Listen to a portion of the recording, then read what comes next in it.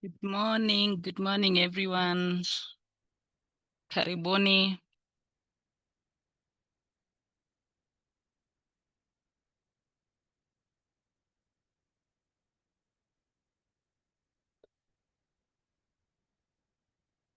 Thank you for joining. Thank you.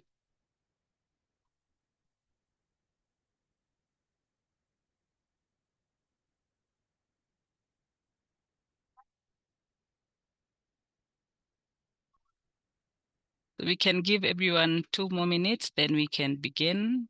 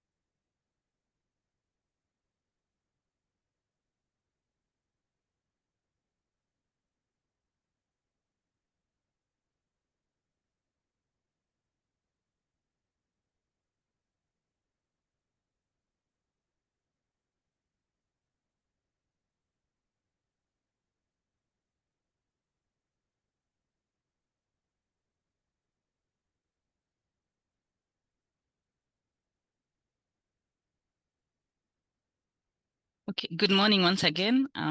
Thank you guys for joining. Happy to host you. My name is Melody Karaoke. I'll take you through moderating the session. I'll introduce our speakers for the day. Thank you guys for joining. We'll have a bit of housekeeping before we begin. And so this session is DTB KBA Financial Literacy and Enterprise Development Training for SMEs.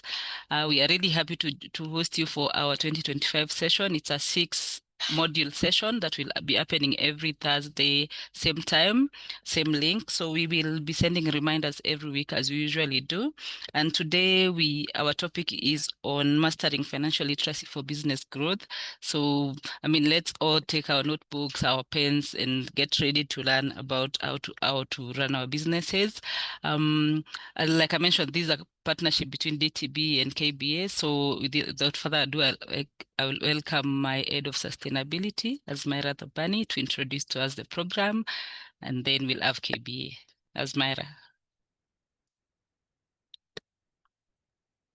Thank you. Thank you, Melody. And good morning to everyone. It is so great to be here. I think this is the 5th year or 6th year that we are running this program that we call Grow Your Business with DTB. I can see we have over 400 participants on this webinar, and I'm so glad to see that we keep growing the numbers every year that we do this, which to me goes to show how hungry business owners and MSMEs in Kenya are really to be able to grow their business in a sustainable way. DTB as a bank, we are a bank that supports the MSME sector. We have a lot of solutions that we serve to really growing SMEs, micro businesses, small businesses in Kenya and in the region. And so the reason we do this program is because we don't only want it to be come and bank with DTB and come and use our solutions, but we are in that space where we really want to empower SMEs to be able to grow their business in their own way, to be able to have a sustainable way of managing their day-to-day. And that is why we partner with Kenya Bankers Association, and to Dr. Tiriongo and Roslyn and your team. I think you've been our partners on this for the last 6 years since we began, actually. And it's been very successful through your Inuka SME program that I'm sure you'll also touch on. But together, even as an industry, we do look at supporting SMEs through and through from different sectors. And that is why we keep doing these programs, to really just empower business owners or even aspiring business owners, where they can learn what it takes to grow your business in a good way. And the good thing with these programs that we do is we keep refreshing the modules. And you'll see this one, Melody has mentioned, is a 6-week program. And we've added new things. So we keep adding new elements, new modules to keep up with the realities of the world that we live in today. And one of the modules, for example, touches on artificial intelligence. And so it's something that we like to do to make sure everyone is fresh, everyone is up with the times, and that we keep teaching and growing and learning together and sharing knowledge to empower business owners to really be able to grow. So I don't want to take a lot of time. I just want to say welcome to everyone. And on behalf of DTB, we are so happy to have you here. And we hope that you will join us for the next 6 weeks, same time, same place. Karibu sana. Thank you. Thank you, Azmera. Thank you so much. Another housekeeping really I forgot is we do have sign language interpreters, Lillian and Victor. I'll still pin in the chat, but if you're using sign interpretation, you can pin Lillian and Victor. They are put as sign language interpreters, Lillian and Victor in the participants. Thank you. Next, we will have KBA, Dr. Tiriongo, kindly. Thank you. Thank you very much for this event. I think it's always a great pleasure to partner with DTB, particularly in bringing these trainings to MSMEs. As KBA, we are committed to empowering our MSMEs through our training programs that we have, really for the sole reason of ensuring that MSMEs are well supported to be able to access credit from banks. As you may have been aware, even from last year, October, the banking sector really committed itself publicly to double its credit to MSMEs every year for the next 3 years.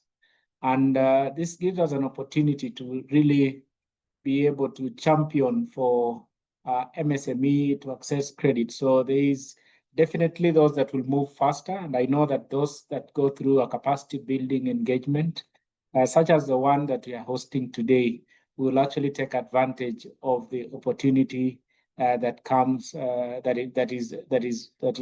been presented by the banking sector. And I'm happy to report that we pledged as an industry to really give MSMEs an additional 150 billion shillings every year for the next 3 years. So it will take those MSMEs that are well trained, those that are de-risked, to be able to access this financing. I must report that we're doing pretty well. The first 5 months of the year, we've been able to extend up to 81 billion shillings. So the question is, are you one of those that have actually been able to access financing?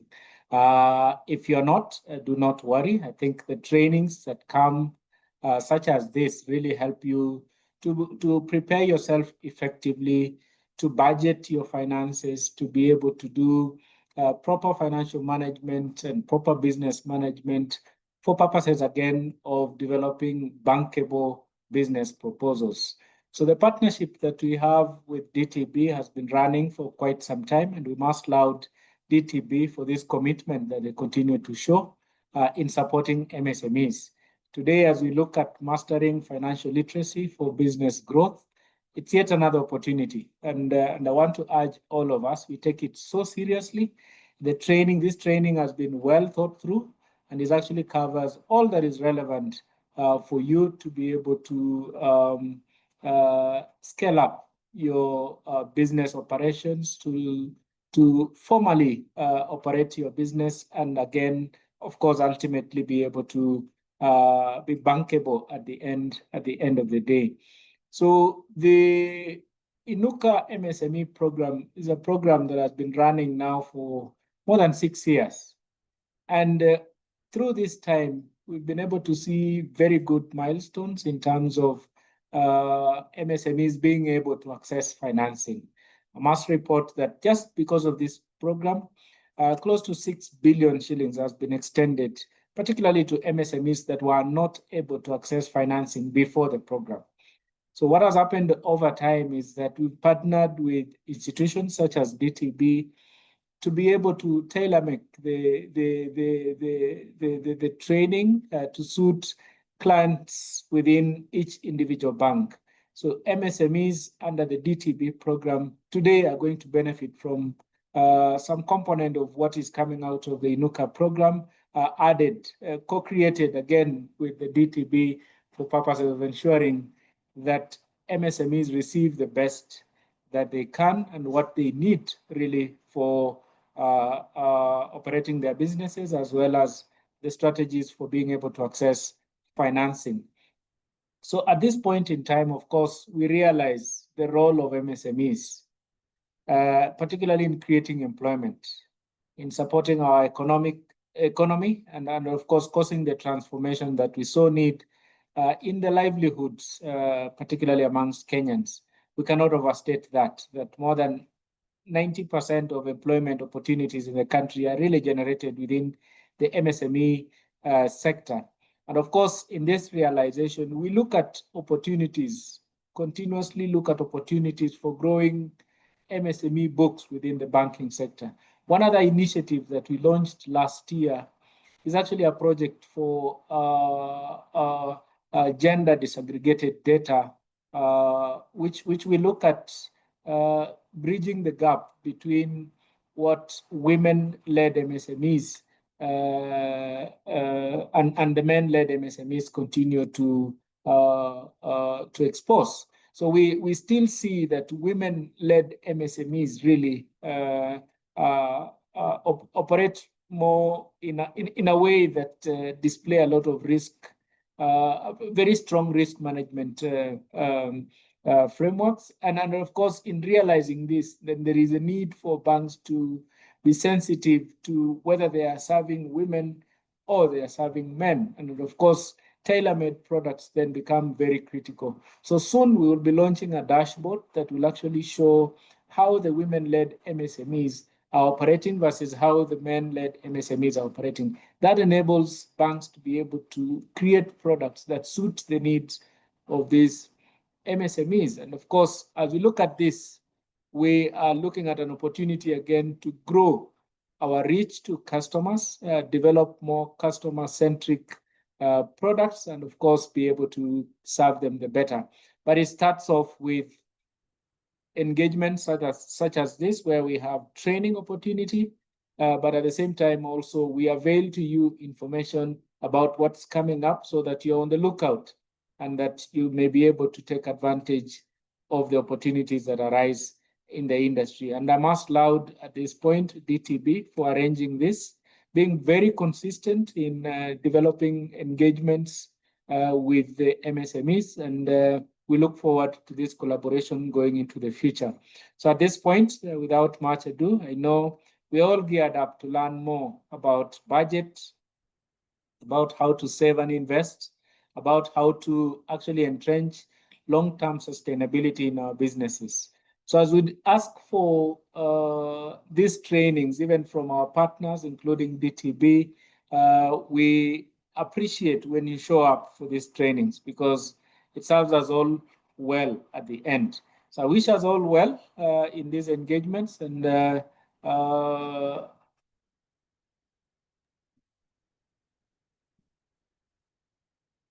this point, allow me then to end at this point and wish us all the best as we engage in this training. So back to you. Is it Azmaira or to you? Thank you, Dr. Moderator. Shiongo. Thank you. Yeah. Thank you so much. And we are really excited to have the session. So without further ado, I'll introduce our speaker. Our trainer today is Frida Owinga. Frida Owinga is a leadership and enterprise development specialist. Frida has an experience of over 20 years. So ladies and gentlemen, we are in very safe hands. She's been a visionary enterprise development expert, designing and leading inclusive business ecosystems across Africa and the USA. She is the founder of the Passion Profit and SME Foundation Association, which empowers entrepreneurs to transform passion into profit through practical life-integrated solutions that drive sustainable growth. So Frida has served a lot in her 20 years experience. She has been in very influential leadership roles, including being the president of the Organization of Women in International Trade, where she was the first African to lead in the global network. Currently, she is leading Africa partnerships for We Connect International. So I will welcome Frida to take over. Ladies and gentlemen, let's grab our papers and pens, our notebooks. Let's get ready to learn. I know we are all excited about this. We are going to learn a lot. Grab your cup of coffee, and over to you, Frida. Thank you. Thank you very much, Melody. Thank you to the leadership of KBA and Diamond Trust Bank. I'm really excited to be here this morning. First as an entrepreneur, then also as a woman-led organization, and as a partnership development person. All the things that have made me who I am today have been because of the relationships that I've cultivated. So I'm extremely excited to be here with you. I'm an entrepreneur just like you. Don't worry about the 20 years experience. That just shows you how old I am. And in it, there are mistakes I have made and there are lessons I have learned, which I'll be happy to share with you today. We are covering financial literacy, which is a very, very important part of success in entrepreneurship. And success is really what you determine it to be, all right? Success is the progressive realization of a predetermined goal. So my success is going to differ from your success, and it's going to differ from DTB and KBA's success. But it is up to you to define what is success so that you begin to know what does financial literacy mean for you in the success that you have designed. So let's pay attention as we carry along. You're going to be asking me questions. There's a Q&A icon in the top of your menu. Please put your questions there. And when I come up for air or water, we are going to be looking at that. We're also going to take a break at 12. So between 12 and 12:10, we're going to take a break. So you can make sure your questions are in there before 12. So when we come back from the break, I can answer your questions before we finish. So our objective today is number one, to understand the importance of financial literacy in business growth. When the good doctor from KBA was speaking and he mentioned the amount of money that has been granted. I don't want to say granted because it will sound like a grant. The amount of money that SMEs have accessed, it was in the billions, all right? So that gave me hope in that, one, there are people that are already accessing this money. Two, there's money to be accessed. So what do we need to do? And because we are in Kenya we say, maisha ni kujipanga. Just get organized, get prepared. So we're going to look at that, and we're also going to look at how to budget, save, and invest strategically, all right? So we are not budgeting and saving for a rainy day, but we are budgeting and saving and investing for a thriving business to scale. We'll get familiar with key financial statements and why this is important for you. You heard him talk about de-risking, and part of being de-risked is you understanding why these statements are important, how to read them, and all that good stuff. You're not an accountant, neither am I. I'm not even trying to make you an accountant. So the key thing is, let's hang in there and find out why these things are important. And what you don't know today, you can learn. And what you don't want to learn, you can hire. All right, so relax and find out which decision are you going to make. Gain insights into maintaining financial stability and managing credit. Managing credit is very important. Some people don't want to get into credit. They say, I saw my parents' things being auctioned. I saw my husband's things being auctioned. They sold our land. So don't allow the bad history of credit to, to hold you back. History can be a good teacher or a horrible master. Because their house was auctioned, find out why was their house auctioned, and what can you do when you borrow money so that you don't get auctioned? When should you borrow money? Those are the questions you should be asking. Never allow history to put you stuck in history, all right, to get you stuck behind there. Learn from it and keep moving forward. So some expected outcomes at the end of my time with you is going to be 2 hours now until 1 o'clock. Improved awareness of business finance fundamentals, so that the bank will not find you risky, investors will not find you risky, but they're going to look at your financial statements and say that this is a place where I want to put my money. We're going to have greater confidence in making informed financial decisions. These financial statements are critical for you to know. Remember, accountants went to school to learn how to read these financial statements. So don't kill yourself after the 2 hours I'm with you and you don't understand them totally. You can go to YouTube and listen to more videos. If you have an accountant, sit down with him and agree how you're going to work it out. If you don't have an accountant, Passion Profit can help you and we can sort you out. And you can also ask your relationship manager. Today, the banks give the SMEs a lot of support. So you can always ask your bank manager, these documents you're asking me for, I don't know where to get them from. How can you help me? You'll be surprised. Increased understanding of funding opportunity options and some risk management, and then readiness to apply financial tools for business sustainability. Why is it important? Why should you care? Financial literacy empowers informed decision making. And that is why sometimes we go to the bank says we have money to lend, and you go to the bank and you get the money, and somebody else goes to the bank and doesn't get money. What makes the difference? Financial literacy, all right? Because the bank is making an informed decision based on what you give them, and you give the bank what to use for a decision based on what you understand. And women, we are the worst. I remember when I was first the president of OWIT in Kenya, there was a financial institution that offered women 2 million unsecured. And I was so excited. I was the president of that organization then. Not OWIT. OWIT, I was president at international level. But anyway, that was a local organization here. So I told the women, the bank is giving us money. Not number one, I'm saying the bank is giving us money. The bank was not giving us money. The bank was lending us money. And then the financial institution sent us a list of documents that we needed to give. I remember very clearly there were 7 documents. Some women had 3, some women had 4, some women didn't have. So the struggle began.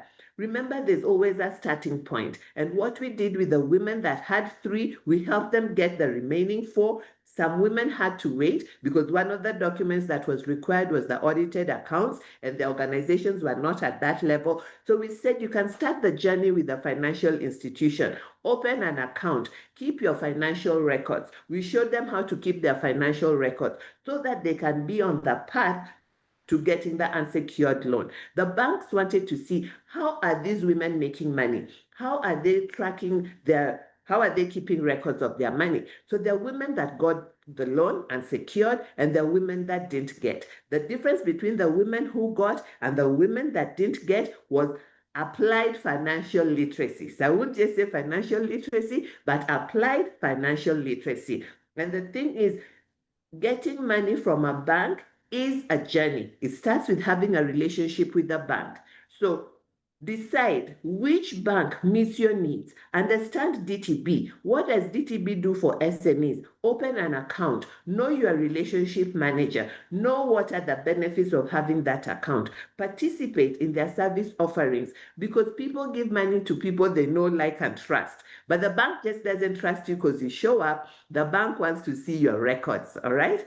So Financial literacy enhances business sustainability. It improves access to finance, which is what we want. We want more money to run our business, and we can use other people's money. But before we get other people's money, we need to provide information that will make the other people comfortable. So that is all that this session for today is about. Number 2, it prepares business for growth and scaling. The purpose of a business is to solve problems and earn. So if your business is not earning, you should be asking yourself, am I in business clearly, or am I in something else? So you ask that question. I'm going to ask you these 3 questions. You can put them in the chat. I'll come back and take a look. So you can write it on your piece of paper. It's an exercise I want you to do. Number 1, I want you to list your top 3 monthly business expenses, all right? And estimate your monthly income. Are you spending within your means? Many times when I ask business owners this question, what are your 3 monthly business expenses? They are not very sure. Estimate your monthly income of the business. They are not sure. Are you spending within your means? They don't know. So the minute you don't know, you are a red flag. You should be able to know every month I make 200,000. Every month I make 50,000. Some months I make 20 because the schools are closed. I don't make so much money in this month and this month and the other month. So those are things that you should know at the top of your fingertips, because when your when you go to get a loan from your bank manager and they ask those questions, then you're going to start shaking. Oh, is it net? Is it gross? I don't know what. No, money is money, money in your hand, all right? So number 2, profit and loss. You want to know over the last 30 days, did you make a profit? List your revenue. You can take a screenshot of this slide because I'm going to move from it. Did you list your revenue and main expenses? Calculate the difference and see if you made a profit. All right. And then finally, cash flow, because these are the 3. We're going to be talking about profit and loss, cash flow, and balance sheet. But I'm breaking it down so that you don't freak out at those titles. You don't have to know those titles like the accountant knows them, but you need to know them enough to make informed decisions for your business. Identify one recent delayed payment and how did it affect your cash flow? What strategies can you use to manage such gaps? I can tell you mine. I have an institution that I work with, and everything is automated. It's a large institution, all right? And everything is automated from the time they set out for you to express your interest. You create your RFP, you put it in you're given a portal where you need to put it in. When you do work, you're sent something called a GRN, Good Received Notice. I think that's what it is. You're asked to put it with your invoice on that portal. That portal is called Oracle. I never went to school to know how to use that Oracle. So my payment was getting late because I didn't know how to use it. I could not find anybody to help me because I'll now email the email that sent me an award letter, and I'll be told, go to Oracle. And I'm like, where's the road to Oracle? So we all want to work with corporate. But anyway, so the long and short of it, I kept sending an email because today you can't always find somebody to talk to. So get used to that. All right. If you're going to get connected to corporate bits, which is what I do for WeConnect, you're going to need to be comfortable with working with machines to get your work done and to get paid. So what happened is eventually a kind person emailed me and sent me a video and said, watch this video and upload your invoice. So I finally did that, and I finally got paid when we are in July. This is work I did in March. I did have time to watch the video. There was nobody to talk to. So what did I do? Beyond watching the video, I asked our accountant, please watch this video and understand it so the next time you do work for this institution, you know what you need to do. Don't look for a phone number or an email to send. This is the path to getting paid. And of course, you have to put your e-teams there. So if you're not tax compliant, you're not getting paid. So don't believe all the stories you hear about corruption and bribery in corporate spaces. I'm not saying it doesn't exist, but I'm also saying that there are spaces that you can get work and get paid without it. Find those spaces. All righty. Share one insight in the chat based on those 3 questions. So we're going to look at financial statements. And the reason we look at financial statements in this format is because, one, our main source of income is normally the bank. We can either go and look for an overdraft, or get a loan, or get a credit card. And they will be happy to extend that to you if you provide the financial statements that show that you are in business and you're making money, and you're making enough money to pay them back, because it is not their money. They always remind me that this is other people's money and they're regulated by CBK. CBK wants to make sure that when they give us money as entrepreneurs, we pay it back. All right. So these financial statements are the wasema kweli, okay, the truth tellers for the banks. We have the balance sheet that shows the assets, liabilities, and equity. And I'll go through them with you. And then we're going to look at the profit and loss statement or the income statement. This tracks our revenue and expenses. So they can see if you're asking for 100,000, a million, or whatever, based on how your money is coming in and how you are spending money, you will have some to pay them back.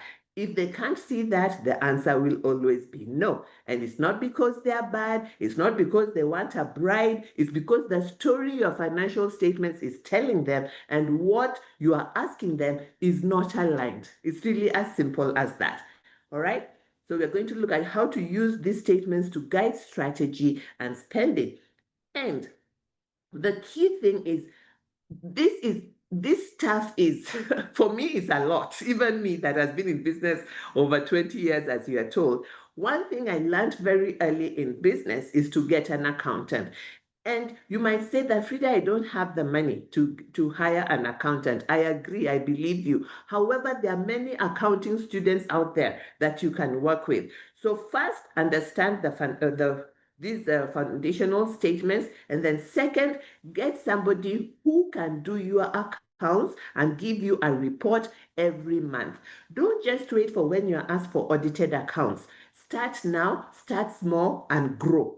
So with that accountant, you can learn together. There are many books you can read. You don't have to read many books. Just go to YouTube, all right, and click financial statements. And financial statements are the same, whether you live in America, you live in Kenya, or wherever it is you are. All right. And that is the language of creditors and investors. So you want to learn it. So we'll start with the balance sheet. And the balance sheet is a snapshot of financial position at a given time. It shows your assets, the things that belong to you. It shows your liabilities, the money that you owe other people, and it shows your equity, how much money you have put into the business. It helps assess financial health and leverage. It's useful for investors and for lenders like the bank. All those people who are inside the 150 billion Daktari was talking about probably had a healthy balance sheet, all right? Your balance sheet tells investors and lenders how stable and solvent your business is. So imagine if you don't know how to read that balance sheet. And the balance sheet is simply somebody putting in your revenues and expenses consistently. And today we have tools that will spit out a balance sheet or a profit and loss if you're putting in your information in it consistently, so that when a lender or an investor asks you for your balance sheet or your accounts at that point, you don't have to start sweating. Oh, I need to call the auditor. Oh, I need to call who? No, you just go to your system and press those buttons and it comes out. You can align with your accountant, all right? And then you go. And if you feel you can't answer the questions they're going to ask you, go with your accountant. I always tell my accountant, like the other day I was going to KRA, I was like, KRA gave me, when I went to do my KRA stuff, I went to KRA myself. I've learned to go there myself. You too need to learn, all right? So they said there's a variance in your taxes. I said, what is a variance? They said the amount you declare, the amount you paid and the amount you declared is not aligned. Because when you work for a corporate, they're going to report tax withholding tax, or they're going to report your VAT. All right. When you give that e-TIMS, they're going to withhold some of that 16%. So if you have a corrupt accountant, or you yourself are corrupt, and you're saying, you're always asking, unataka na VAT ama hutaki na VAT. So sometimes unapeana VAT, sometimes you are not peaning VAT. You'll get caught. Stop playing those games, all right? So I had to prove There was an organization that charged me WHT, but it was the accountant didn't note it down.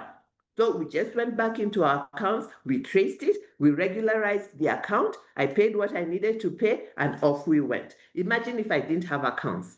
I'd have had to pay the government 500,000.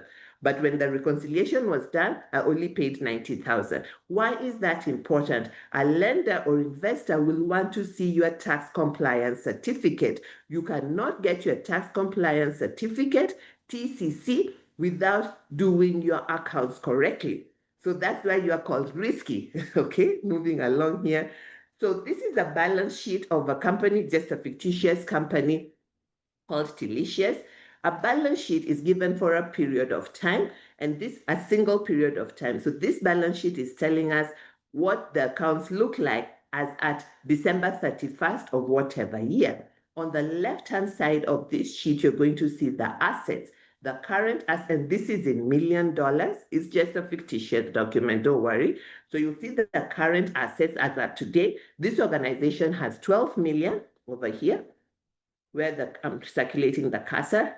As cash, they have 12 million. 12 million, because you see these three zeros here plus these three are 6 zeros, that's 12 million. You will get there by grace, all right? Accounts receivable, they have 35,000 people who need to pay them, and then inventory, 50,000. So total current assets, they have 97,000, all right? And then non-current assets that they have, I see somebody laughing, assets that they have, property, plant and equipment, your computer, your office desk, all those things. Your accountant should have them under non-current assets. These guys have 65,000.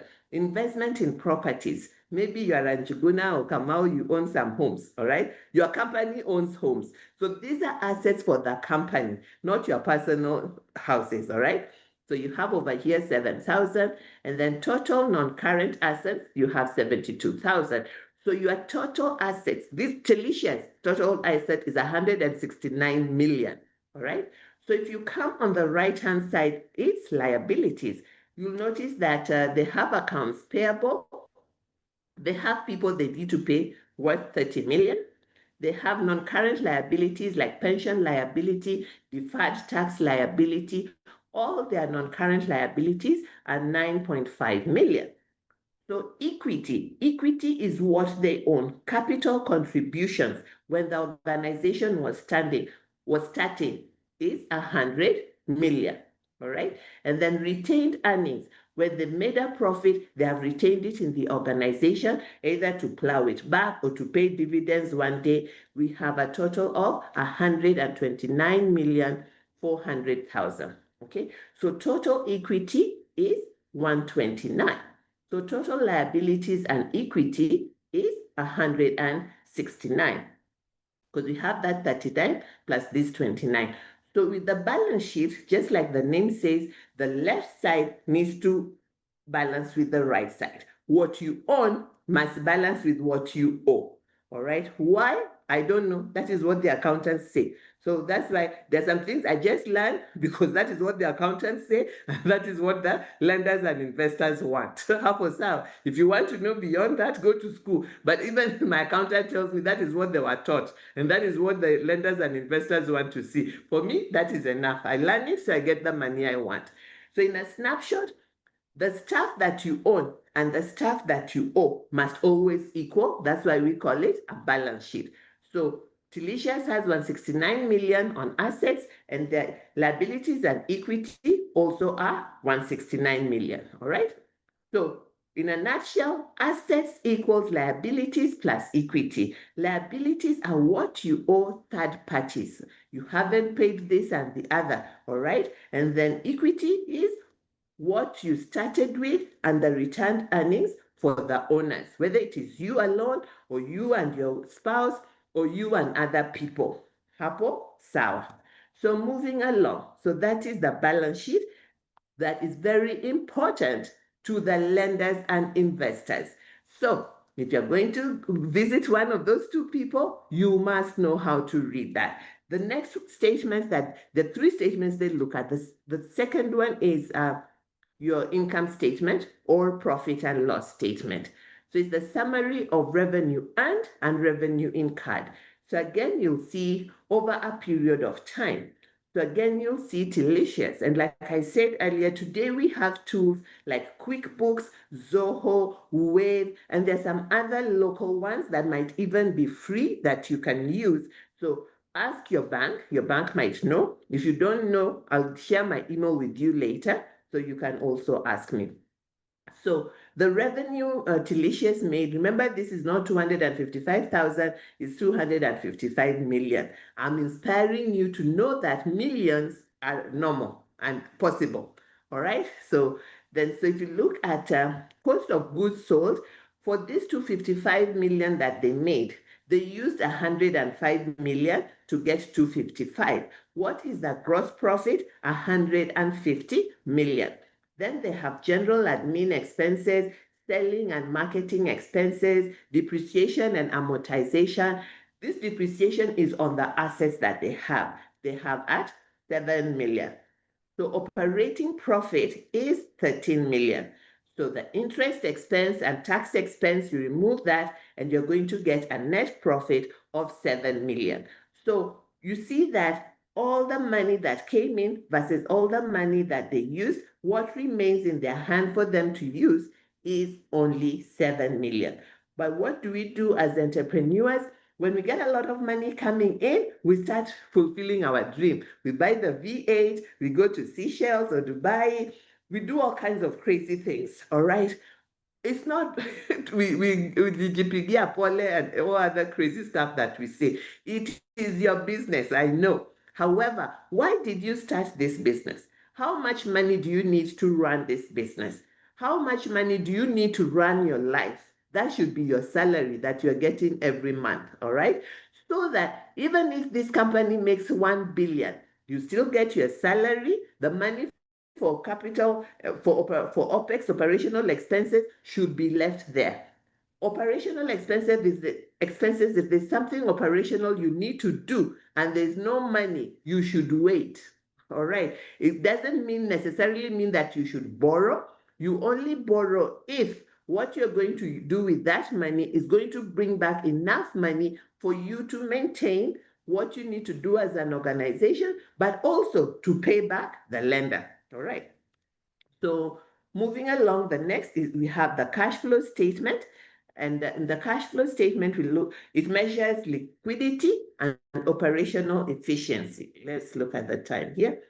Liquidity and operational efficiency.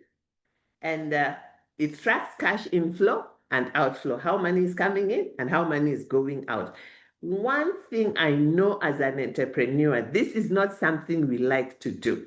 But I want you to know that it's not about what you like to do. It is what your business requires, all right? Just like when you have a child, all right? And this child, you have to take the child to hospital to measure if they're growing, to measure their weight, to measure the circumference of their head. I used to wonder why they do that when I was taking my children. But anyway, that is how you can know that a child is growing.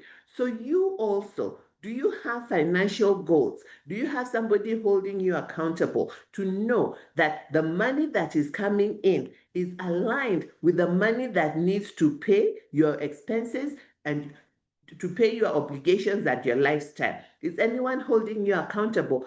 Or do you just receive money on M-Pesa happily and then start paying debts willy-nilly? You know, and that's how we run our businesses, which is very sad. We're doing the best we know, but DTB has put this together so that we can start making the changes we need to do so that we can access the money that they have for us to grow our businesses. A cash flow statement will help you predict cash availability. It will also aid in budgeting and cash planning. You see, when you work, like people who work, you normally hear people who work complaining that, oh, the targets are so tight, I'm under pressure, I'm not meeting my milestones and this and the other. All those targets and milestones are tied to cash flow, are tied to how that organization should run.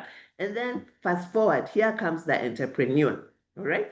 just doing things the way they like by the grace of God and by hope. And then we say that entrepreneurship is very hard. No, it is ignorance that is hard, all right? If you listen to the good doctor from KBA speaking, there's help available through organizations like DTB. So don't use groupthink and say, entrepreneurship ni ngumu, haki hii kazi ni kujituma, and this and the other. No, no, no. Set yourself aside from what people are saying. Get the information you need, apply it, and stand out. If you go with a group, you'll always get group results. But if you decide, I'm going to take this information, apply it, and get the results that are required, you are going to be among those that are getting the 150 billion. So we have the cash flow. In the cash flow, we have the cash method, and we have the accrual method. The cash method is for the smaller businesses that are getting revenue quickly. Like you see, when these loan sharks come to you, they ask you how much they want you to be paying a loan. Every day they want you to pay 10,000. Every day they want you to pay 5,000. But the bank gives you 30 days, all right? So that already is a red flag. When you're getting money from a lender or an investor and they want you to pay daily, it's very risky. Unless you really have a business that can show that every day you make money that can cover your costs, your expenses, and pay this new expense. Don't try it, all right? But we get so desperate, and then we take it, and then it's 10% per week, or like Fuliza. Fuliza is very expensive because the interest is per day, all right? If you count those little monies per day and see how much money Fuliza is making on you, you'll be like, what? I'm building Safaricom. And don't tell them I said that. So, number one, revenue is recognized. Under the cash method, revenue is recognized when cash is received. Under the cash method, again, expenses are recorded when cash is paid out. But under the accrual method, revenue is recognized as it's earned, all right? For instance, you have I work a lot for membership organizations because I support them in getting partnerships. So you find some organizations have an annual subscription. An annual subscription means you pay your annual membership on the 1st of January, all right? If it is a prorated subscription, you pay the amount for the year when you join. Let's say if you join in July and the organization is an annual subscription, you pay whatever it is for, and the annual subscription is 100,000. Whether you join in July or you join in January, you will pay 100,000. So accrual method, as soon as you join, they're going to put there they have earned 100,000. If it is cash method, if you join in July and you're charged July to December, they're going to put 70,000. All right. So accrual method, you are invoiced. The money that is invoiced is counted. And this money that is invoiced and counted can be tricky for you, the entrepreneur, because you're counting 70,000, but you don't have it in your hand yet. The bank can trust it because it's an invoice that has been paid. So you need to understand that as an entrepreneur and know where in your organization are you. Are you still very cash oriented? Do you need cash all the time to do the things that you're doing? Then you better go with the cash method. So you're always aligned. How much money do you need to make? So looking at the cash flow statement, I'm going to start from down here. This is a cash flow statement that has been done. Your accountant has been faithful. He has been putting in every time a customer pays, he's giving a receipt, it's being recorded. When he pays suppliers, he puts it in there. When he pays employees, he puts it in there. And when there's interest or taxes paid, it's put in there, all right? So these are the core activities of your organization, cash flow from operating activities. And that is all about the cash flow statement. That is all about keeping track of your finances. Having a space that you do this, you can use an Excel sheet. I don't recommend it. Or you can use QuickBooks, or you can use Zoho, or you can use any other tool out there where you put in the information and it will calculate it for you. Today we live in the world of AI. You shouldn't crack your head too much about these things. So this is being recorded. So you notice here, This mirrors cash method income statement. I'm showing you a cash method. The statement I'm sharing here is for one that is using an accrual method, but both will still reflect the same thing, whichever one you pick. So it's almost time for our break. I see we have 12 minutes. Please put your questions in the Q&A chat, Q&A icon, and I will be looking at them during the break and respond when we come back from the break. The break is going to be 10 minutes, and it's in 10 minutes time. So the second block of cash flow from operating activities. The second one is cash flow from investing activities. You purchased a property, you purchased a plant or equipment, the cash receipts from sale of property, plant and equipment. As you're making money in your business, it's important to think when you have a profit, a good profit, what are the different kinds of investment activities that you can engage in? If you buy a company car, sometimes you ask for collateral, right? The logbook can be collateral. Land, I'm not big on land. I prefer houses better. But by the time you get the documentation in line for land to get your money, to get a loan, it takes a bit of time. So the other thing is you can speak with your banker. You can speak to an investment banker and tell them that the business is doing well. We have 2 million in the bank just sitting there. What do you recommend? They might say put it in money markets, put it in treasury bills, put it in stocks or whatever. So that becomes part of your cash flow from investing activities. All right. So when you make a big sale, before you run to Dubai, okay, find out, okay, before I run to Dubai with my friends and start taking selfies, 50% of this, let me find some investment and put it in. I see people laughing. Munajijua, all right. I used to be there with you, so don't worry. Though that 20 years experience Melody was talking about, I've done some foolish things like that, okay? So I like South Africa. I like going to South Africa. So, but you can go to Dubai, and I like going to America too. But squeezing nimepoa. Anyway, so number 3, cash flow from financing activities, all right? Again, this is purchase of derivatives, dividends, and net flow from financing activities. In simple terms, all right? Like when you take a loan, when you have to pay interest over stuff. So any money that you're using to fund the business. Some entrepreneurs are very clever. When I ask them, how much did you make? And Sigwa Ubaya, they start asking me net or gross. I said, I don't really care. Pesa yote ni yako before you start netting it and grossing it. Ni ngapi, niambie. Let's not bring kizungu mingi, all right? So learn to answer that question for yourself very simply. If you find you're bringing too much grammar into it, you don't know. And if you don't know, it's not the end of the world. Start knowing. So when the bank asks you, you tell them our net profit was ABCD, our gross profit was XYZ. And the accountants, they're financial advisors that teach that kind of stuff. If you need them, you can take my email. I will let you know where to find them. All right. So at the bottom here, you'll see movement in balance sheet is opening cash at January 1 was 11 million. As at December 30th was 12 million. So net increase in cash was 1 million. So this is the cash flow statement, not necessarily the profit. The profit is read on the profit and loss report. So statement. So let me skip here and go to the next slide and see what time we have and what is going on here. No, it went too fast.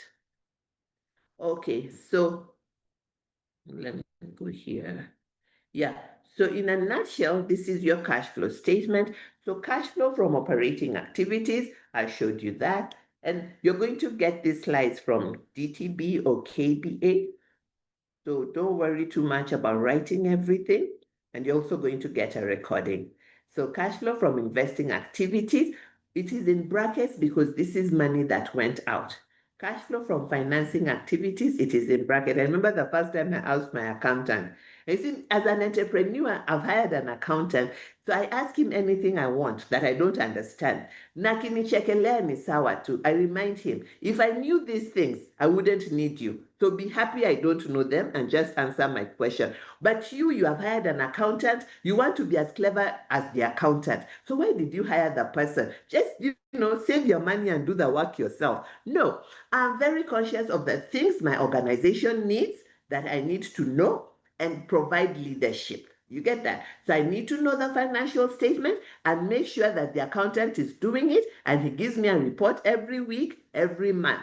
You get that? So that I know where we are going. So if he starts being clever than me, then he doesn't want a job. Okay, so I asked him, what is Zico in brackets? Now is Zico in brackets? Then he explained to me, because madam, that is money going out. All right. So don't stop trying to be clever. You're not an accountant, you're an entrepreneur. Even when you're speaking to your HR, Ubayani entrepreneurs, we have this burden of feeling we know everything. Let me deliver you today. Okay. As a CEO has a board that he or she reports to. All right. And then that CEO has an HR person, they have an accountant, they have a marketing, I don't know what. You get that? And they meet with this team and they tell the team, this is the vision. Now go run with it. Let's meet again next week. And then each one of them will be telling, okay, for HR, we need this. For marketing, we need this or the other. So you should be in there listening to, are they translating are they bringing your vision into life the way you want it? What are the questions you need to ask? What is the pushback you can allow or not allow? For me, there's some things I don't allow in my company. You can bring all that empathy, grammar, I don't know what. It is my vision, all right? Two cannot work together except we be aligned. If you listen to the people who work with folks like Steve Jobs, Bezos, Elon Musk, they say these are no-nonsense people. And these are people who have a vision and they have a make or break limit. Make or break is if they're asking you to do something, you are not delivering it the way they want, the relationship could break. So as an entrepreneur, you can't just be that one that you're happy with everybody all the time. No, you're not building a transformative vision. But that's a story for another day. You can laugh with everybody if you want. Even Jesus, all these prophets we hear about, I don't think they were laughing with everybody all the time. That desire to conform with people is short-changing you from transforming the world, all right? Just go and read about Steve Jobs, go and read about Elon Musk, go and read about all these people. Like when Steve Jobs wanted to create, listen to the story of the people who did BlackBerry and Steve Jobs' story. In fact, watch the movie of BlackBerry, then you'll see where BlackBerry lost the road and iPhone took over. They were so married to their BlackBerry and the little keyboard. Behind, iPhone was busy creating the screen with a one button. Steve Jobs was fighting with his designers, telling them every day, I want a phone where the screen just has one button. And the engineers were saying, it has never happened, it has never been done. Steve Jobs was not an engineer. He just kept telling them, go and try again, go and try again. So while there are people fighting with Steve Jobs, it has never been done, others trying it until it was done, there were other people on this side fighting with BlackBerry. BlackBerry bosses were saying, we want another keyboard, the keyboard should be this or the other, and the engineers were saying, their companies coming up with no keyboard. See, the keyboard is what makes us different. What are you talking about? Blah, blah, blah. When they went for a meeting with the Bell South or the Southern Bell Company or whatever, the BlackBerry people, iPhone had already gone and sealed the deal. They did not care about having a keyboard. They now went into this space where it was the screen thing, the one button, and they were now they were doing data bundles, all right? They had moved from minutes. BlackBerry was minutes. iPhone changed the screen and got in with data. So as an entrepreneur, what is your vision? What are your make and break deals? Even go and read about Ford. When Ford was creating cars, it was a time when people were riding horses, and he used to fight with engineers and say that I want this kind of engine in my car. He did not go to school like his engineers, but he knew what he wanted. You as an entrepreneur, what do you want? Who have you hired that is smarter than you to help you get it? Or are you still trying to be the smartest one in the room? You are a risk to everybody. We are going to stop for a break. And I'm going to check the questions in the chat. It is now exactly 12 o'clock. It is 11 o'clock where I am and 12 o'clock in your country. So I'm going to stop it right here and we'll come back. And when we come back, I'm going to look at your questions. I hope you have them in the chat so you can start putting them there. We're going to come back at exactly 12:10. Melody, if you can help me just say it is 12:10 when it's time, I'll appreciate it. Thank you. Okay, thank you. Thank you, Frida. Wow, let's give Frida virtual claps. We can see we have a lot of questions, Frida. So let's take a break, 10 minutes. We should be back in, thank you for the claps. We should be back in 10 minutes. Take a break, stretch, and we're back in 12, at 12:10 exactly. Thank you, Frida. Thank you.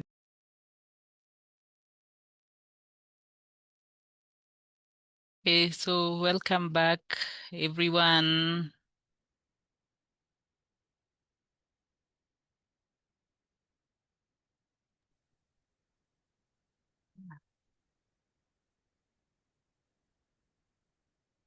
Frida, I think we can begin. All right. Thank you very much, Melody. And thank you, everyone, for coming back on time. We are over 600 people in this room. Just shows the impact that DTB is having in the SME space. Thank you very much, DTB. And of course, thank you to KBA. All right. So we're going to start here. I've answered some questions in the Q&A, and I also have some here that I'll be sending. My computer is not going to throw me out again. All right, so Juma Mwanzao asks, would request you expound on the best business financing mechanisms for startup businesses and guide on relationship between debt and how it impacts such business, both in short and long term. Most entrepreneurs get it wrong. Thank you very much, Juma. What I've learned to do as an entrepreneur is to focus on myself.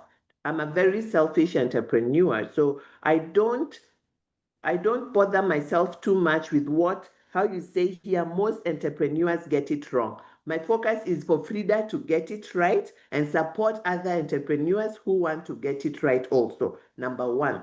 Number two, I look at what I am doing and ask myself, is it giving me the results that I want? If the answer is yes, I don't worry myself about the other entrepreneurs. So let us learn that as entrepreneurs. Number two, there is no best business financing mechanism. The first thing is you need to know yourself, know your business and why you're doing it, and then you can find the right tool. Just like everybody wants a car. Some people want a Probox because they want to do a business of carrying things, all right? Some people want a V8 because they want to be hiring this vehicle to other people to make money. So the mechanism you use is going to be dependent on the results you want. So what might be good for me might not be good for you. So move away from the best this and the best that. Look for what is good for you and what is the right fit for you. When it comes to what you call it, these accounting tools, there's QuickBooks that has been in the market for the longest. There is Zoho that has now come in. There is Wave. I like Wave, but I started using Wave when I lived in the US, and now if you start now, you might not get access to it because you need to be a resident of the US, all right? But Wave was the simplest one for me. I could put in that information and just get my profit and loss or whatever, all right? So number two, anonymous attendee says, how big does your business need to be for you to start doing financial statements? Is this for us to learn to read or learn to create too? Some small businesses cannot afford to hire accountants when they're still growing. Thank you very much, anonymous attendee. Number one, I agree that sometimes we don't have the finances to hire an accountant. However, in this country, we have enough jobless people who know accounting. You can get a volunteer to work with. And if you're truly in business, you may not be able to afford the 20,000, 30,000 that an accountant needs. I started with a volunteer, I was paying 10,000.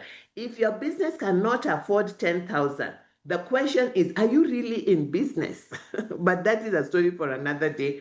So start by tracking. If you cannot afford anybody, get an Excel sheet. On that Excel sheet, the first sheet put revenue. The second sheet put expenses. All right. The third sheet put what you owe suppliers. Okay. So that at least you're tracking and religiously fill it out every month. When you're able to get a volunteer accountant or a paid accountant, they will have some information to start with. You should not wait for your business to grow, then start. Start when you start your business, all right? Because it is a myth that my business is too small, I don't need accounting. If your business is too small but you need money, no lender or investor will give you money without records. So whatever the size of your business, keep records, all right? And move out of this myth, I'm too small, I'm too this, I'm too the other. When your child is small, for those that have children, if you don't have, you had siblings, you have nieces and nephews, every mother takes their child to the clinic, all right, so that that business is growing right. If you don't do these things when you start your business will not grow right. And just like we say about children, train a child in the way that they should go and they will not turn away from it. If you start with indiscipline in your business, you will grow as an indisciplined business owner. When you start hiring people, they will get loopholes to steal from you. So that is that for anonymous attendee. Laban says, what does unsecured loan really mean? Does it mean in the likely event I default, my assets won't be auctioned? Not at all. And unsecured loans means that you are not securing an asset to get money. Normally, when you go to get money from a lender or investor, they'll ask you for collateral. And secured loan is going to look at your cash flows, it's going to look at what you own. What you own, sometimes now they call it chattels or something like that, but they want to see your cash flow, they want to see your financial statements to see that this business is in existence, it makes money, and this is how it spends money. That is what an unsecured loan is. And then moving along here, these are questions that were sent on my screenshot. Then we have Theobald. Theobald says, please explain more about the term financial health and what does it mean in MSMEs? Financial health in MSMEs or in any business means that this is a business that is generating revenue and is meeting its obligations, and it has some extra money that it can pay if it takes a loan or a debt. If it takes a loan or an overdraft, all right, it will be able to pay it back. That means it is a financially healthy business. Moving along, Joseph Okeo says, try Sophia platforms, they automate bookkeeping. Thank you very much. Joseph is giving us a solution there, so you can look in the chat. I hope it's still there. Joseph, if you're in the room, you can put it in the chat. When you come to meetings like this and somebody offers a tool or a link, before you start using that tool or link, do your due diligence. Don't use the tool or link and not get the results and go back and say, oh, ile webinar ya DTB ilinifanyia ABCD. No. Anything you get out of a public space, make sure you do your due diligence, whether it is a tool, a link, or a human being. Don't trust things that you have not tried, all right? That's why the bank also does its due diligence on us before it gives us money. Okay, Duncan says, I am Duncan Kiplangard from Bomet. In balance sheet, you said it helps assess financial health and leverage. Can you please explain briefly? I did not get you well. I'm going to give you a YouTube channel where you're going to get it well, all right? Go to YouTube and look for accounting stuff. There's a guide there that really breaks it down and even has cheat sheets that you can buy to help you for just $3. So be willing to invest. Secondly, this video and the slides are going to be shared with you. So instead of us using time going back, I kindly ask you to allow me to move on and follow those 3 steps. And then I'm going to allow Melody to... Melody, can you ask me any other questions that are there? Melody? Yeah, thank you, Frida. I have one from Evans Magero. It says, I'm here with someone who is actually an SME, Kibanda cha fruits operator. She doesn't get these issues palatable to her. Is there a more suitable version of her lessons that are done for such people? Now, Magero, his name is Magero. Magero, yes. Yeah, there's two things. Number one, Mama Mboga's Kibanda people do keep records. And how they keep records is they always have a little book. And in their little book, they write how much they started with, how much they gave away, how much they started with, how much they bought fruits for, how much fruits did they make, and if they use any of that money, what are they doing? They're keeping records. Financial statements is a sophisticated way that accountants learned for us to do that, but that Mama Mboga can use her notebook and go to the bank and show her M-Pesa statement and ask for a loan or overdraft. And that Mama Mboga, if they wish to grow and get an investor and more funding, they need to be willing to grow from their notebook into some of these systems. These systems, it could be an Excel sheet. And like I said earlier, you don't have to do it yourself. If you're really in a business, you must have the mind to one day hire people. The problem with us as entrepreneurs, we how can I say, we limit ourselves with our mind. We don't want to dream or do big. We want to keep the money. So we have all these narratives that keep us small. And we are big. The government says we are the most. We are the ones creating jobs. So we must learn to demonstrate our bigness by having a growth strategy. I may start with a notebook today. I may start with an Excel sheet today, but I don't intend to stay there. Collectively, as watu wa vibanda, you can get help. You can tell the bank, there's 100 kibandas, 10 kibandas. We also want this financial literacy. How can you help us?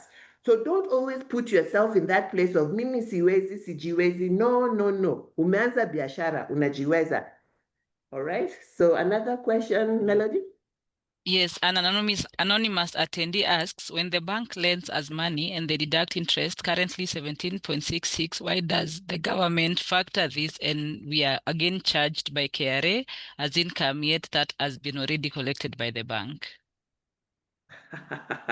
There's something called the business environment. And in the business environment, there are laws and regulations that you must follow. So you need to understand what is the cost of a loan in its totality. And you can ask your relationship manager for that, your RM manager, or you can ask your accountant. And that's why you cannot afford to be alone. You be part of an association that can provide that kind of information. There are different associations. We have in NUCA, I don't know how much support in NUCA provides, but you can ask your relationship manager, you can send me an email. There are associations that have technical support that can help you, all right? So we cannot beat the environment or change it because of one person. But if there's a number of us and we all come to the place of policy and say, you KRA is taxing us, bank is taxing us, okay, government, serikali. If we show that, then we have a voice. But if I'm just alone in my corner asking these questions, I'll just quietly pay that money. I hope I've answered your question. Moving along. Zainab Adam asks, how best can one assess their assets considering the depreciation factor of equipment and electronics or furniture, etc.? Get technical help. Get an accountant to do it for you. Don't go to a Frida Owinga. That is not what I'm trained for.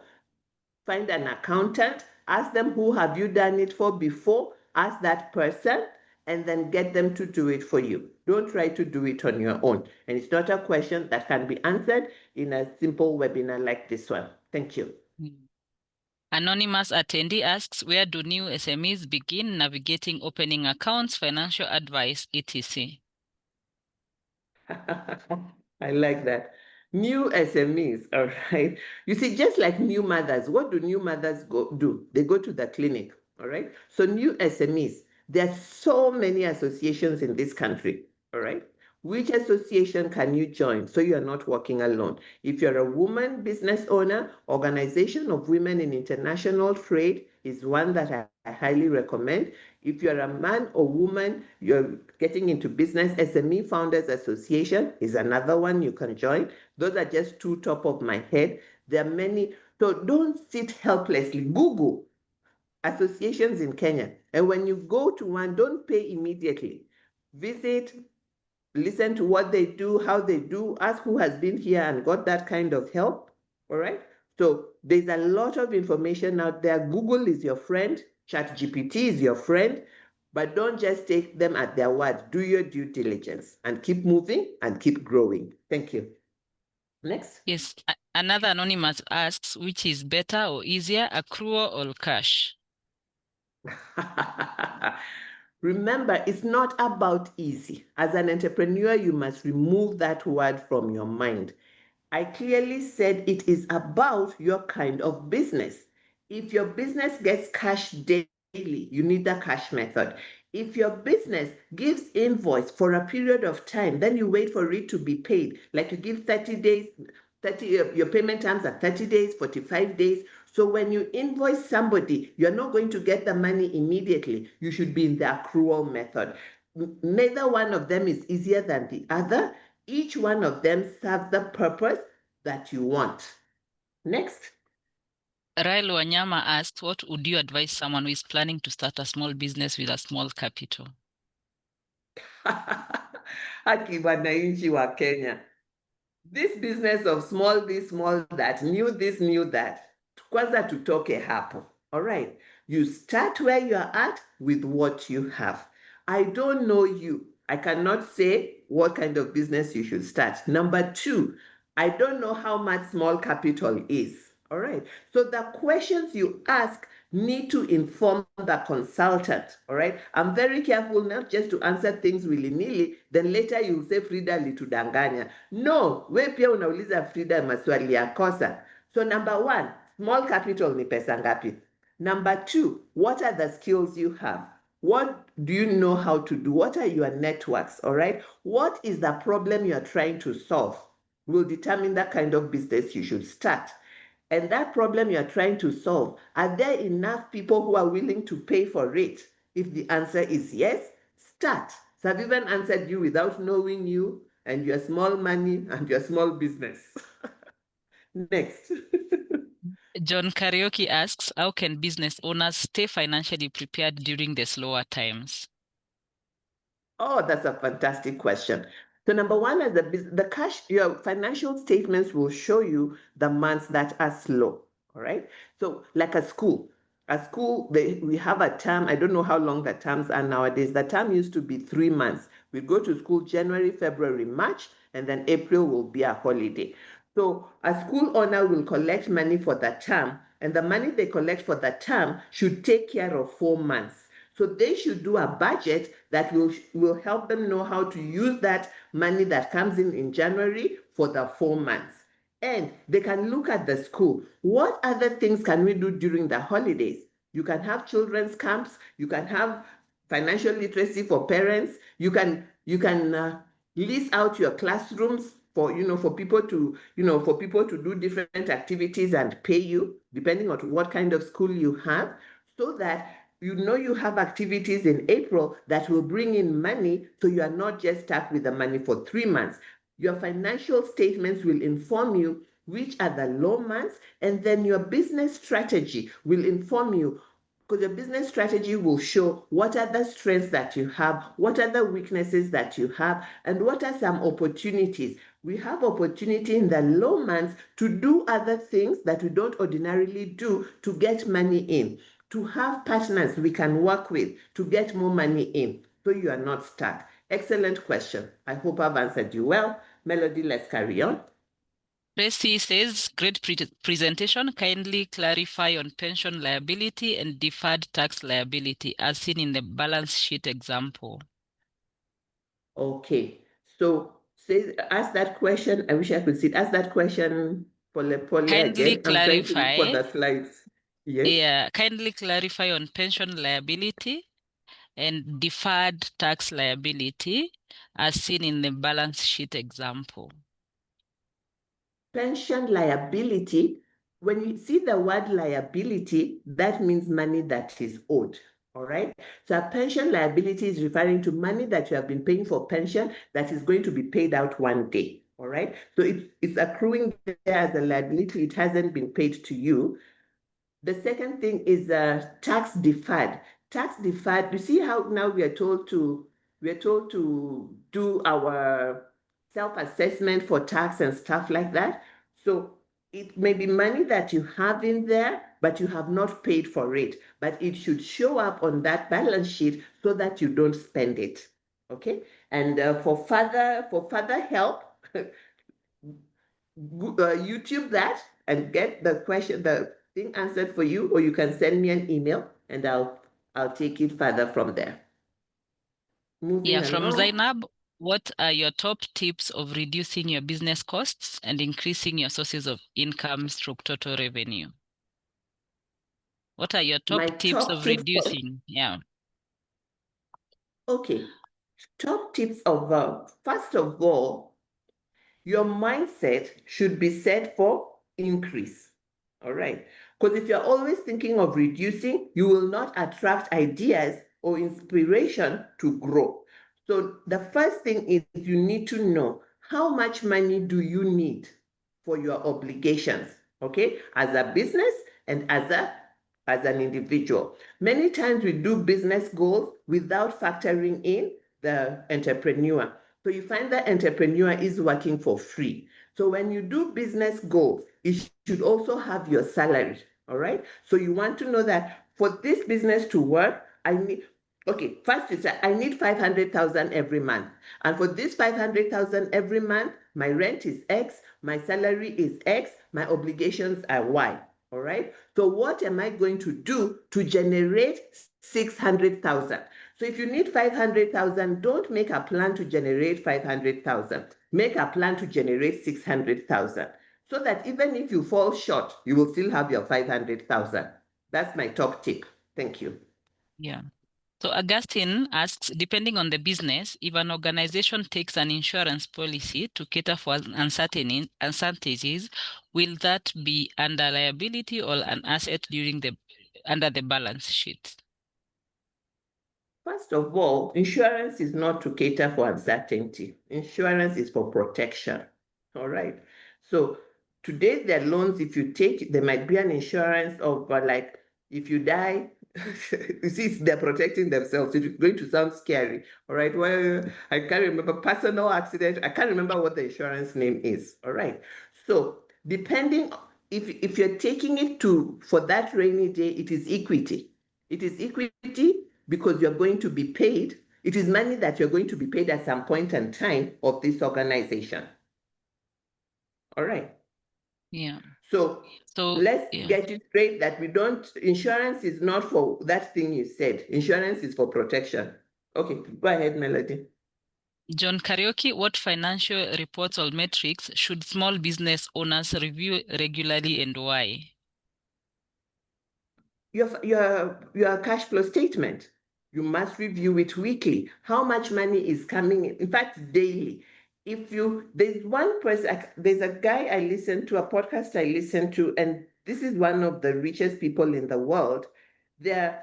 Every day, wherever he is in the world, his accountant must let him know how much money was made, okay? How much money is owed, and how their stocks are doing. You get? So it will depend on, first of all, it will depend on your money personality, but you always want to know your cash flow as real time as possible. It can be daily, it can be weekly, but it's a number you need to know sooner than later. Okay, because now if you know that I need to have 100,000 every month and we're on week 3 and you see that you are at 70,000, you can start asking yourself, what do I need to do to ensure that this 30,000 comes in before it's too late? But if you're not keeping track of that, the end of month will come, you'll start telling stories. Oh, ngoja tu, hawajanilipa, oh, did. So life should not be like that. That's why we have these statements. That's why we need to have a way of monitoring these things weekly, daily, weekly, or monthly. If you are employed, it is monitored monthly. If you are not delivering, you are fired. And when you're fired, you start crying. Oh, that organization, they're unkind, or this or the other. No. An organization hires you to support its functions for making money. And if your function is not adding value to making money, utaenda. Na si kwa ubaya. Okay, na ukienda, tafuta ingine. What skills do you have? It sounds painful the way I'm saying it, all right? But it's the reality that we need. Some things we get hurt because we don't want to face reality. And we are used to inspirational, motivational speakers who are always telling us things are good. There's how motivational speakers speak. I'm one of them. And then there's reality on the ground. Be in touch with reality on the ground, even after you've listened to Akina Frida. Next, Melody. So Msafari asks, if you're dealing with a perennial crop like bananas, how do you manage overstocking? Yeah. I love that question. I love agriculture. And all the farmers in the house, listen to me and listen to me. I speak with love and respect. In this Kenya, we have places that people are starving, all right? They don't have any food. Then we have places that they have cabbages, they throw it to the cows. I don't know, there's too much milk. I don't know, there's too much this or the other. Now, before that time comes when you have more bananas, how long have you been planting bananas? You know June will come. I'll have more bananas than I need. Before June comes, go to Moyale, Mandera, and wherever and find out. In March, if I bring you bananas, who will be interested? All right. So I've never understood why we have that problem. Whether it's the government sleeping or the agriculture people, I don't know. People write and tell me, Frida nilipanda onions. Now I have all these onions in Namanga. You say you're good in marketing. Can you market them for me? No, I cannot. Before you planted them, you should have known, when I plant these onions, they're going to be ready in September. When they're ready in September, I have talked to Saroba hotels, I've talked to this kiosk and that kiosk, and I've told them I will have onions, give me orders. You see, so hii ya kuenda tu kupanda mbegu alafu naanza kusumbua Frida is not right. Melody, let's go. Yeah, Koech is asking, when do I start paying myself from my own business? Day one. There's another methodology I use. I didn't share that today. I was sharing with you the standard financial statements because that is what the bank takes. But as an entrepreneur, you have the opportunity to ask questions and find options that work for you. In the Profit First methodology, Mike Michalowicz suggests that from the day you start making money, you should separate your money into five accounts. The first account should be owner's pay. First you have your revenue account, then there's owner's pay, there's operational expenses, there's tax, and there's profit account. So they're what do you call them? They're percentages to put in these accounts. So your owner's pay, maybe you've been earning 500,000 in corporate. Your business will not give you 500,000 from day one, but now you will know from this business, I'm going to be getting 10,000, 20,000 or whatever. You are going to build in the discipline of paying yourself from day one, but you are also going to find out what else can I be doing while this business is growing so I don't eat all the money of this business. That is the Profit First methodology. A story for another day. I'll share it if DTB Bank brings me back for that. It's not on our strategy here. You can email me. You can YouTube. YouTube is your friend. You can Google and you can find it. Thank you. Yes, Kosen asks, what's the difference between profit and loss statement and income statement? They're the same. Some people call it income statement. Some people call it P&L. Next. What is the best accounting tool from Suleiman? Accounting tool out there that MSMEs can use for their accounting, preferably free or affordable? Okay. Ask that question again. What is the best accounting tool out there that MSMEs can use for their accounting, preferably free or affordable? Okay. Number one, as an entrepreneur, we should move away from the words best and free. we should learn to make decisions based on one, vision, purpose, values. As Frida Owinga, my company is called Passion Profit. As Passion Profit, my vision is to support individuals and institutions to foster creation of decent work. So every decision I make is based on that vision, not on what is free, what is easy. Affordable, maybe. Affordable based on what can we afford at this time. There's a time we're using Excel sheet. And when we used Excel sheet, we worked with accountants as volunteers. We told the accounting volunteers that when you work with us, you're going to be sharpening your skill. When we get other people who are looking for accountants, we are going to give you the access to that paid opportunity, all right? So that I'm not sitting and saying, oh, Passion Profit tumeanza tu juzi, hatuna pesa ya kulipa accountant. No. We are in an environment where entrepreneurship and what we need are never aligned. We must be creative. We must be innovative. And that creativity will never come if you're always looking for things that are free or things that are easy or things that are best. Best means somebody else has done the homework to see what is good, better, and best.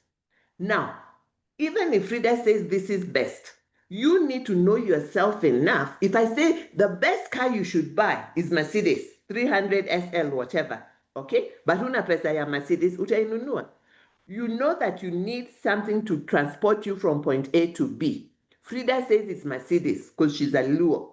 But kuna matatu, kuna baiskeli, kuna boda, kuna nini tena, Probox. So are you going to jump for Mercedes because Frida said it's the best? No. You are going to make a decision based on your current situation. So don't be tied by what consultants say. Be tied by what you want to achieve and knowing where you are. We live in a culture where we are told what to do. You are a business owner. You are a leader. That's why DTB and KBA have brought this situation so that you understand and make informed decisions. There's a guy called Robin Sharma. He wrote a book called 5 a.m. Book Club. So everybody wakes up, who reads it wakes up at 5 a.m. I wake up at 4 a.m. I don't intend to change my time. Robin Sharma is not a bad guy. He's just somebody who was peddling 5 a.m. So you don't say, oh, I'm a 5 a.m. person because Robin Sharma. No, come. Yeah, wake up at 4 a.m. Let's start our 4 a.m. club. You must have a vision. You must have values so that you're making informed decisions based on the vision, your vision and mission, not on what motivational speakers and consultants like Frida tell you. Even as when we've told you stuff, go and do your due diligence and choose. Even at church and religious houses, they tell you ABCD. Go and do your due diligence. They're just human beings like you. Stop following people blindly. Yeah. Morethi Muthumbi is asking, yeah? Morethi Muthumbi is asking, what's the best way to store these accounting data to avoid bulky files? Oh, that's a very good question. If you're using Excel, you can store it on OneDrive in SharePoint. If you're using Google Sheets, you can store it in your Google Drive. If you're using QuickBooks or Zoho or other accounting softwares, they have the storage for you. So it depends on what you're using. Nelly, if I'm a business owner and I'm the one working in the business, how do I calculate my time in the business into monetary value, and in which book do I record it? Hey, say that again. Watu wako na maswali kubwa kubwa hapa. If I'm a business owner, 20 minutes. Yeah, Yes. If I'm a business owner and I'm the one working in the business, how do I calculate my time in the business into monetary value, and in which book do I record it? Okay. Number one, if you're a business owner, as a business owner, you need to have a value for how much you're paid. You're a consultant. How much are consultants paid? You can find out by trying to hire a consultant that is similar to you. You will get to know how much they're paid, but you must also, for services, it's a little tricky because you are just starting. You will not be paid as much as the person who has been around 20 years, all right? So how much time you're putting and how much you pay yourself, what are your obligations, where are you in life? There's a couple of things that go into that, and there's an accountant who can help you do that. I'm not an accountant, I'm a business development person. We can work with you to see what are you creating? What is the value? What is the market demand? How much will you be getting? This is a reasonable amount for you to start. It's not a question I can answer you right now. And once you know where you are going to, how much you're going to get, then it will fall into all the 3 financial statements, because it's going to fall under liabilities before you are paid. It's going to show up on your profit and loss. So you cannot separate it from the financial statement equation. Make sense? Yeah. So Anonymous is asking, when you inject money into your business to pay, for example, rent, how do you capture it in your financial statements? Okay, remember the financial statements, we had that place where we had the contributions from the directors or retained earnings. So it is captured, you need to capture it as a loan to the company. It's going to be a liability. For some. Victor is asking, hello, in your experience, how do you differentiate business legal structures? How do different business legal structures, e.g. sole proprietorship, partnership, private limited companies, influence access to credit and financial literacy outcomes for MSMEs? Further, which is best for a law firm? Oh my God, that's a very, very good question. Now, as a sole proprietor, you are solely responsible for that organization. If something happens to that if let's say Frida has Frida and Associates, no, Frida has Frida Law Company. If I owe money, if I owe somebody money and I don't pay, they're going to come for the money from Frida Law Company. All right. So I'm solely responsible. That's why it's called sole proprietor. Number 2, in partnership, which is the best structure for legal organizations, you have partners. What is each partner putting in? What is the percentage shareholding? How will they be paid? All right. And then for a corporate company, for a limited liability, you can be the only owner. Now the government allows us, or you can be with other partners. What is the difference? What is the different shareholding that you're taking? Now, where the problem comes is the liability. If you're in a partnership or you're in a limited liability, I have Frida, Melody, and Wanjeri. So Wanjeri goes and takes a loan and she's not able to pay. It will show up on her credit score. It will affect how we are given money because we are together. So be very careful who you allow into your company and who you have to sign documents. You need to know what they're doing and they need to know what you're doing. I highly recommend get a lawyer to help you structure that. Yeah. Okay, we have one from Joshua. He's saying, good afternoon. I make sales worth over 300K in a month, but I can't track where it went to and I struggle with bills sometimes. I always focus so much on inventory rather than liquidity. How can I balance between liquidity and inventory management? I find it difficult missing. I find it difficult missing even a single commodity that the customers want, so I rather lose cash but have the inventory. His own story is a jabber. Okay. I feel you. I'm sorry, I'm just making fun. But you see, money, or if you're the business owner, okay, you are making sales, somebody is writing receipts, all right? At the end of the day, you should know how much money was made, okay? How much money do we, so now you know you make 300,000 every month. The next thing you need to know is what are your expenses per month? Because it's like you're very clear about the money you make, you're tracking that, very good. What about your expenses? Can you go back and track the last 6 months? What are your expenses? So that we can look at it. Income is 300,000. What is outcome? All right. So then we see what is the gap that makes you not wonder where money is going. If you're keeping record, you must not wonder where money is going. And you are keeping record, you're doing very well. You already know every month 300 inaingia. But kule hii 300 huenda ndio sijui. Kwa nini you are not recording? Anza kurecord, utakuja kujua. Thank you. Anonymous is Not- asking, you define business equity like a primary school student. Thank you. Thank you very much. We need to close the questions down so that I Yeah. finish the part that I had. Hapo sawa? Yeah. So I think Alrighty. because we have a lot more questions, what we can do is we can put them together and answer as we are sharing. Yeah. What do you think, Frida? You can Because send we me have so you many. can send me the questions. I will Yeah. answer them, and you can send them with the recording. How is that? Okay. That's fine. That's All good. right. Because you have everybody's email. The others may Yeah. also get to learn. So we can do that. And do you have a WhatsApp group for participants? So we Or have a is that WhatsApp not group one for thing you do? there's one there that was done for SMEs. It's only not just for this, but yes, we can put it there as well. And like, I'm happy to answer the questions. You will disperse them as you please. yeah. As we wrap up, thank you very much, everyone, for participating today. Thank you, DTB, for having me, an entrepreneur, an SME like my friends here. And thank you very much, Kenya Bankers Association, for the love that you have for MSMEs. Now I will wear my motivational speaker hat and let you know that you can make it, you can make it. All right. So it's up to you. It's up to you to be very, very clear about what you want to achieve with that business and get cracking. Get cracking means find the right support, find the right bank, and do what you need to do.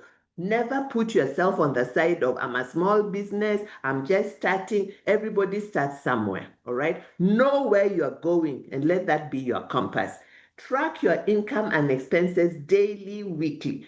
Don't mind if you don't have QuickBooks or whatever. You have an Excel sheet. Mama Mboga uses a notebook. Start today. So you're not like our friend, the 300,000 guy. He's doing a good job. He's tracking his income.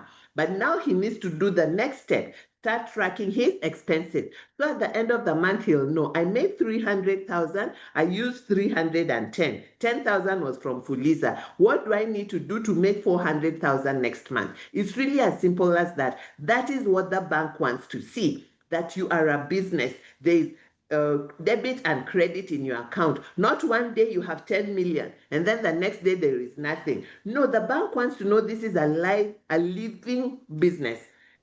Invoice promptly and follow up on payments.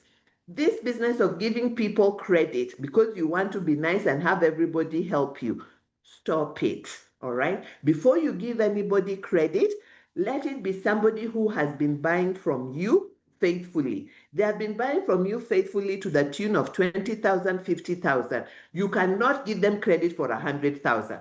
You must give them credit for 30,000. Don't even give them for 50,000.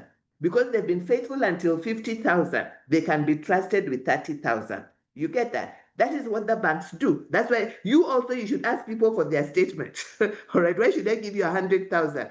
In my record now will to me up to 50,000. Naweza kukuongeza 30, lakini 50 sikupi. Wakilia waseme, oh, nowadays you're in business, you're being proud. It's okay. I'm in business, I'm not doing a hobby.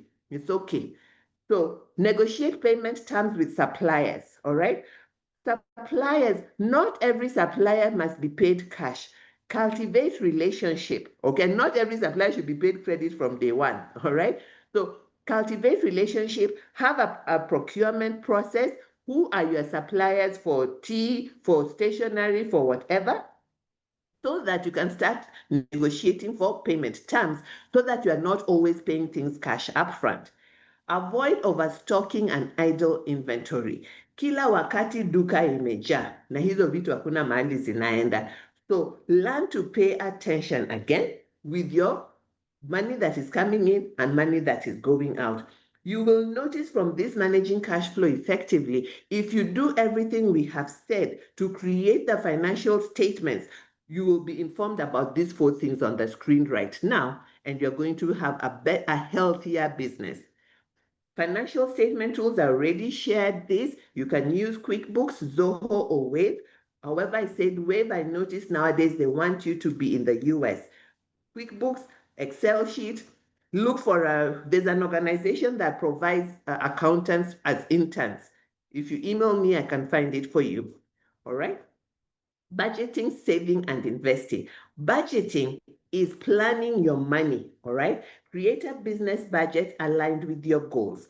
What are the different expenses that you have as a business, okay? Operational expenses, all right? Investment expenses that you want to get into. Have a budget. A budget is just a focus that is telling you that this is how much money you need and this is how you are going to make it. So budget is not just money that you'll spend. It's also money that will come in, and hold your sales team or whichever team accountable for bringing that money in. If they're not bringing that money in, they do not deserve to be paid. That is why corporate people get that is why corporate fires people. When they're being fired, what they're contributing is not adding to the money that should come in to pay them. It's as simple as that. Na wewe SME, mbona unaendelea kukaa na watu na hawafanyi kazi?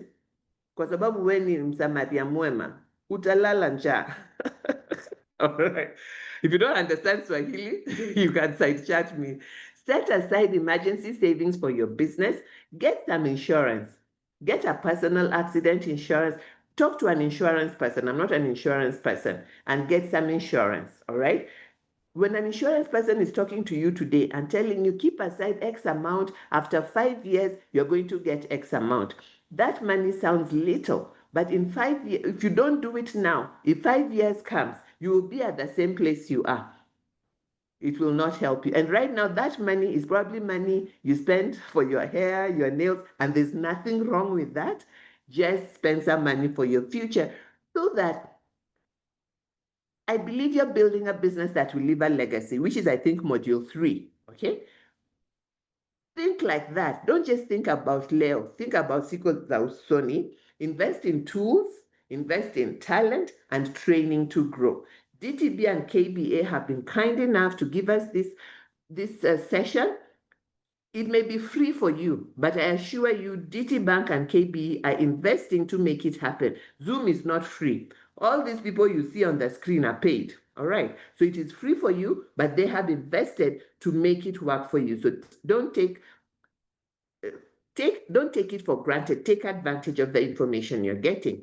Track and adjust regularly for efficiency. You cannot adjust if you are not tracking. So start tracking, start today. Start with a notebook, start with an Excel sheet, start with a tool if you can invest in it. No matter what you do, start today. Smart borrowing and credit. Understand the types of credit available to MSMEs. Go to your relationship manager. If you don't have an account with DTB, open one. They have a good MSME product. So find out what is there available for MSMEs. Even before you open the account, you can ask the question, so you open an account with an informed decision. Borrow only what you need with a clear repayment plan, all right? If you borrow money because there's money and your financial statements are okay, you might misuse that money, okay? So borrow only what you need. Build your credit history with timely payments, whether it is Fuliza, Tala, or whoever. Don't wait for them to threaten you that watakupeleka credit bureau. Credit bureau is there to track your credit score so that when you go to a lender or an investor, they can see how you borrow and pay. If you're not able to pay, make sure you talk to the lender or investor. I'm not able to pay because this and this has happened. How can we work it out? Don't hide under the rock, all right? Don't change your number and block them. No, don't allow fear to rule your life. Go and talk to them. I borrowed this money because I was going to do XYZ, but it didn't work out. How can we make it work? They're human beings like you. They gave you money from a good heart because they believed you will pay. You too took the money knowing you're going to pay, but life happened. So what do? When life happens, you talk, you communicate, go back and face them. Don't allow fear to make you hide under a rock, because that is when your credit bureau goes south, and that is when no lender or investor will touch you, and you are here for the long haul. So do not ever allow fear to rule you. Build a credit history with timely payments, and then monitor and manage your credit score. Then you can Google and find out, how do I know my credit score in Kenya? There's a number you can dial and you can find your credit score. So know it. Know who has said you don't pay. Because sometimes even after you finish paying, they don't go back and remove it. So you're not getting money In America, they will tell you your credit score is XYZ, and because you didn't pay this or you didn't pay that. The banks, I don't know if in Kenya they do that. I wouldn't say much, but if you get your credit score, you'll know for yourself before you go to them. And if you see there's a loan you're borrowing and it's written that you're not paying it well or whatever, speak to the person who lent you that money. There's that opportunity. Communication is your friend. Don't say what the other people are saying before you have found out the truth. Make sure that you're focusing on facts and not propaganda and groupthink stuff. You can make it. Separate personal and business finances. Create a financial buffer for emergency fund. When that big break comes, make sure you have a buffer. Use digital tools to monitor transactions. Don't die with a notebook. You're too good for that. But if that is where you're at, start. Review finances monthly to detect risk early. I say review weekly. So ujuage mapema. I'm supposed to make 300 this month. I'm on week 3. I've only made 100,000. 200 itatoka wapi. What do I need to do? So that is when you start thinking, should I get an overdraft? Should I get a short-term loan? Am I in a chama? Am I going to get my chama loan? So it's not magic that just one day you don't have money. No, it is in discipline that gets us to that place, and that will not be your portion. We started this session, and I promised that I was going to help you improve awareness of business finance fundamentals. I hope I have done that. If I have done that, I want to see an emoji going up that I accomplished number 1. My hope was to give you greater confidence in making informed financial decisions. So you move away, you are from a small business, or I'm just starting. All these stories we tell ourselves or we listen from the others. No, you are a business owner. Your business will grow. Be confident about it. Apply the right tools and information. Increased understanding of funding options and risk management. We didn't get too much into that, I'm sorry, but that one you can go and visit your relationship manager at DTB atakusaidia. Readiness to apply financial tools for business sustainability. No matter the size of your business, make sure that you're tracking your finances so that you can grow right. This has been brought to you by DTE, DTB, Diamond Trust Bank, and KBA. It has been a pleasure serving you, and I'm going to stop there and give it back to Melody. Thank you very much, everyone. Thank you, DTB, Diamond Trust Bank. Thank you, Kenya Bankers Association, Rosalind Gino, and Asmara. I hope I'm pronouncing your name right. I'm scared to pronounce that, but I can definitely say thank you to Melody. And thank you to, there's one other lady, I don't want to spoil her name. Thank you to everybody from DTB Bank and Kenya Bankers Association, and to you, dear MSME. We are partners for success, not partners for crime, partners for success, partners for wealth, and partners for growth. Thank you, and bye-bye. Melody?